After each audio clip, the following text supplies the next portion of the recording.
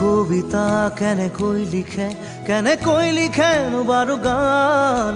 লিখিবৰ মোৰ মন আছে শব্দবিহীন এটি গান কবিতা কেনেকৈ লিখেনো বাৰু গান যি ভাষা চকুৱে ক'লে অৰ্থ বিচাৰি পোৱা টান ধন নালাগে সোণ নালাগে লাগে মাথো এটি সঁহাৰি জোন নালাগে তৰা নালাগে লাগে মাথো এটি হাঁহি সাধাৰণ মোৰ জীৱনত অসাধাৰণ সুখবাহী কাগজৰ কবিতাবোৰে